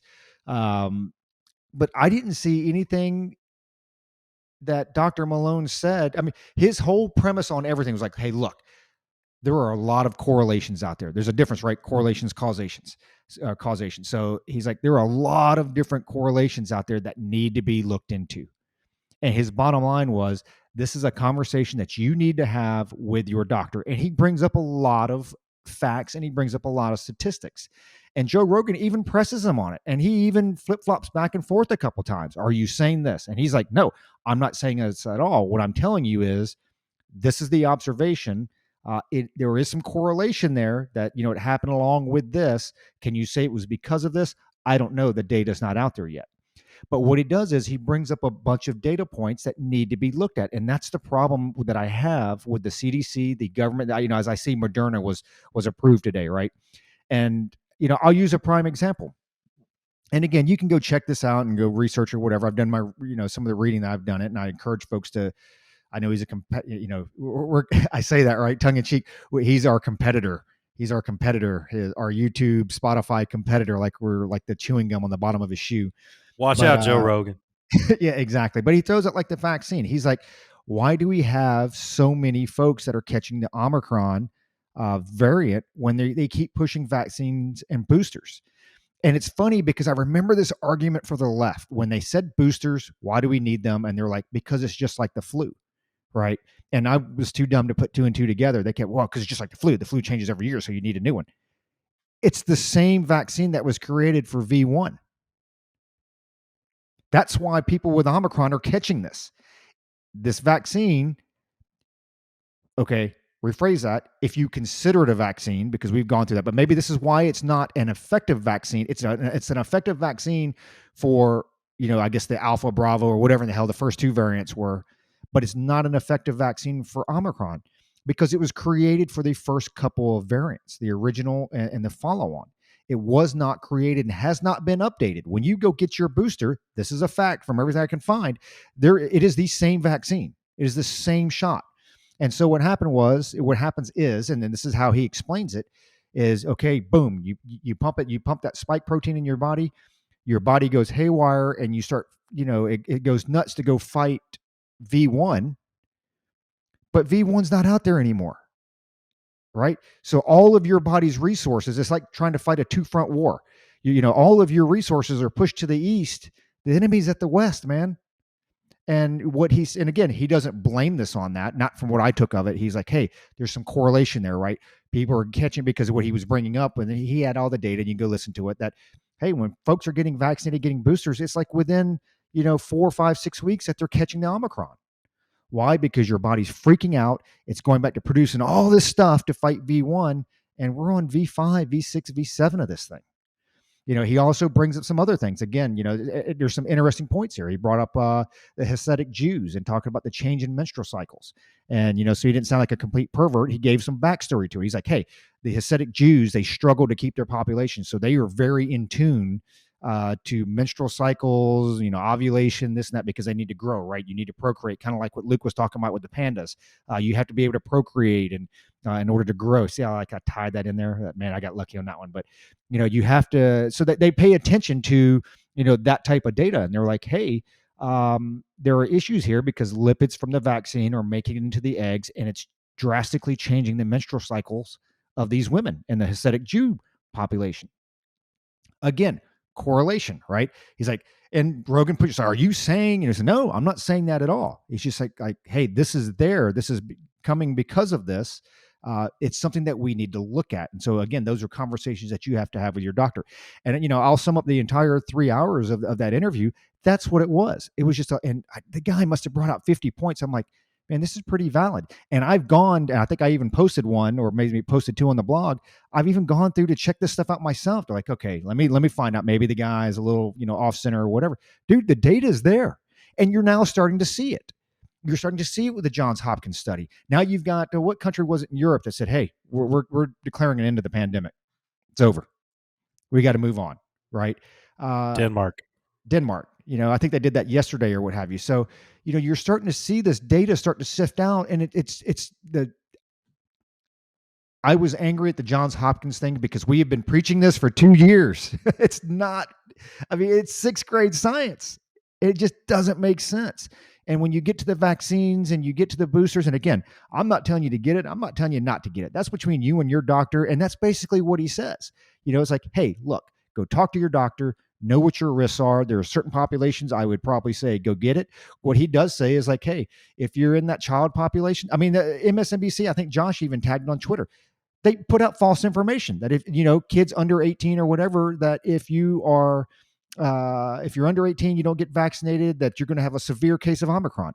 Dude, the studies don't show that. The data doesn't show that. Nothing supports that at all. And it's mind-boggling to me that as much as these people, I put it this way, the mentality of the left, and I shouldn't even say left because there's a majority of the right too. The mentality of most folks with this, a great analogy for it is V1 of the vaccine. They never evolved the science. They want to say point to the science, point to the science, point to the science. They're pointing to the science from 2 years ago. It's like, how about the science over the last 2 years? And then a lot of common sense, right? So anyway, that's my take on the Joe Rogan thing. I don't know why people were all spun up. I don't get it. I think it's going to have we all disagreed a little bit here. It's going to have a different impact on what they think, because I tell you, more people watch that interview than would have ever watched it before, because, Dr. Malone's a little dry. He was on Tucker Carlson last night. I mean, and it's just his field of work, right? It's like not something I'm like, oh yeah, I'm turning this on at 7:00. But he's a little dry, but I tell you, he probably got 3 times the amount of traffic as he would have. So, I'll throw it to Luke, but I encourage folks out there to watch our competitor, Joe Rogan, watch that interview. I'm curious to watch this next one you was telling me about, Gupta. I want to see that stuff. I pull out the data points. I'm making it a point myself to go through and actually look at this stuff. But so far, what I'm seeing, man, is pretty accurate. Not enough to definitively say one thing or another, but I'm definitely educating myself on this. So, yeah. And poor Josh, he's just sitting there. He's bored. Look at him. Y'all switch on YouTube. Poor Josh. So, yeah, it's not. First of all, it's not complicated. Y'all, it really isn't. I am so tired. Roger gave me a time hack. We got 15 minutes, so I'm gonna make this quick. It's not complicated, folks. Go back and listen to our podcast. It's not that we're lucky. It's not that we're smart. It's not that we're doctors. It's not that we have a background in molecular chemistry and biology and evolutionary whatever. It's that we paid attention in 10th grade science. It's that we actually get online and we read these things.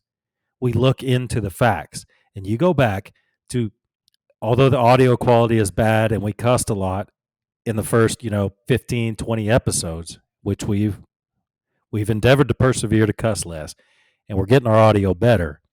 But we've been right on a lot of this stuff, man. We have been right far more often than we've been wrong about the lockdowns, about the vaccines, about the masks, all these things that now the science is telling us is right. And now, it's not complicated, folks. We're not doctors. That's why I get so mad at these people saying, well, you're not a doctor. How can you tell? Well, Josh and I paid attention in 10th grade science. Roger did. But Roger's half Asian, so he's smarter than us anyway. He's away from the mic right now, folks, so I can make fun of him. Anyway, with the Rogan thing, again, the three of us, it remains to be seen how this thing is going to shake out. I'm not going to steal Josh's thunder with what's happened most recently with Joe Rogan and some of the stuff that's been removed. But I believe, and I'm really encourage y'all to go listen to Dr. McCullough, the Dr.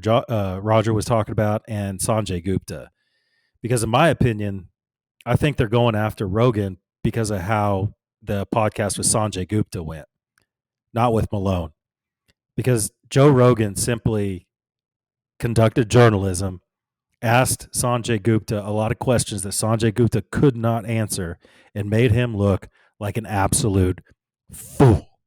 He made him look like a moron. And Sanjay Gupta is obviously, if you listen to that 3-hour podcast, the whole thing, Sanjay Gupta is a shill for Big Pharma. That's just all there is to it.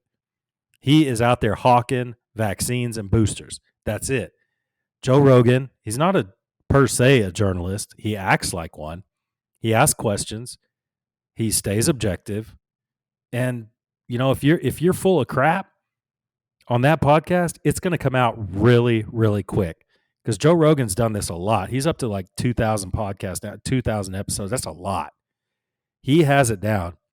Now, regardless of how this shakes out, Joe Rogan did his little 9-minute, speech, whatever. A lot of people called it an apology. I think it could be seen both ways. But the way I view Joe Rogan, and we've talked about this on the podcast a lot, my boy Darren, shout out to Darren, said to me the other day, I'm really surprised that you stick up for Rogan, because, he has a lot of left views. And I'm like, it ain't about his views, man. The reason I like Joe Rogan, and we said it before and I'll say it again, Joe, don't let us down, man. Keep being who you are, because he is a unifier. I can sit down next to somebody that I disagree with on a lot of things, we can both listen to Joe Rogan and we can both agree that it's a good thing. That's one of the reasons they're going after him. He's a unifying voice. The powers that be are the powers that be. And I try not to be too conspiratorial about it. But anyone who's unifying the people into one voice is a threat to those who crave what? Power. So, Roger typed in, it's episode 1757, Dr. Robert Malone. I encourage you to go listen to that one. I encourage you to go listen to the one with Sanjay Gupta and the one with Dr. McCullough, because Dr. McCullough said some stuff that I think is absolutely not accurate. But that was just one thing he said. It wasn't the totality of everything. So anyway, dude, I'm going to kick it to Josh. I want to give a shout out to Colby and Cody. I know that Cody listens to these fairly religiously, and I appreciate you doing that, man. He gives us some good feedback. Appreciate you listening. Darren, bro, how dare you say that you can't believe I stick up for Joe Rogan? Darren, listen more. You'll figure out what we're all about. We'll get you on the podcast pretty soon, man. So, Josh, why don't you tell us what you think about Rogan? Remember Roger's time hack, and what do you think? All right, so real quick, so the hedge fund, everybody remembers the hedge fund that was behind all the GameStop short last year when everything went bananas. So that's the same hedge fund that just bought 1.3 billion worth of Facebook stock, Melvin Capital Management. So Melvin Capital Management, man, disruptors. They are the Trumps of the hedge fund world. So on Rogan, man, here's the thing. Here's the thing with Rogan. Like you said, I disagree with probably 50 to 60% of Joe Rogan's political views, but it doesn't matter. You know why? Because Joe Rogan doesn't try to push his views on anybody else. Joe Rogan just says, here's what I think. You think what you want to think, and everybody can think what they want to think. And you can have this thing called free thought and free speech. It's crazy. It's a kind, we should probably try it one day. Maybe we can found a country on it and write out a document that says something along those lines. I don't know, man. The future is bright. So, people were upset with Rogan, with Gupta, well, if the media would do their job, then folks like Joe Rogan wouldn't have to do the media's job. He wouldn't have to come back and ask the questions. Gupta should do, and you're right. You go on Joe Rogan's podcast not prepared and not knowing your stuff and not prepared to talk. He is going to make you look like a fool. Why? Because that is a long format podcast. That those things are 2 and 3 hours, and you are not going to get away with these little soundbite snippets like you're up there, like you're Jen Psaki, just giving snippets here and there. And this is another reason why they should go back to the Lincoln Douglas style debates for presidential candidates. Hey man, because I guarantee you put somebody up on a stage for a couple hours and it's an open debate. Guess what? The bullshit's going to come out really quick. These little talking points and snippets, where they completely ignore the question. You're not getting away with that. You're not getting away with that on Joe Rogan, because Joe Rogan's going to take you to task. And they hate that. They hate that people question authority. They hate that people question the power base. They don't like that. They don't like when they get questioned. And when you take somebody who has, one of the most popular podcasts in the world, aside from Culper's Canteen Cup, it makes them very uncomfortable. It makes them very uncomfortable, and now they are going to destroy you. As far as Joe Rogan's, his 9-minute video, I still like Joe Rogan. We'll see what happens, but I feel like it's going to go bad because they slapped a warning label on him, right? So now his podcast has that label, may contain misinformation, disinformation. We can get into definitions later about which is which and everything. That is not good. Now it just came out on Twitter as we were sitting here recording this that 70 episodes of Joe Rogan's 2000 or whatever have now been removed from Spotify. Now, was that some zealot employee that decided they were they were going to delete them on their own, or is that Spotify, quietly removing them on a Friday evening, when they think nobody's looking? I don't know. But all I do know is that once you start going out and bending the knee to the rage mob, it always ends badly, because the rage mob is not going to say, okay, you met our demand. Now we're good. We can go on about our life, because it's not about that. It's about power. It is about total power. They don't have total power over Joe Rogan yet, and they are not going to stop until they do. So we'll see. We'll see how it goes. Um, that's a wrap for us. That's going to be it, folks. So again, appreciate you listening. This was a long one. Thanks again to Carlton Zeus for the intro music. Check them out, Apple Music, carltonzeus.com. Head on over to www.culperscanteencup.com. Check out our website. Go hit the blogs. We're putting blogs up as fast as we can get them out. And go in there, get educated. Like Luke said, we haven't been right on everything, but we've been right on a lot of stuff. And because we know how to read and we know how to question, and all three of us have a problem with authority, and we like to question authority.